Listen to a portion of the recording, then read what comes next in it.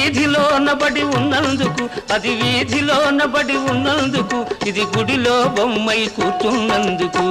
అడిగానని అనుకోవద్దు, చెప్పకుండా దాటేయొద్దు.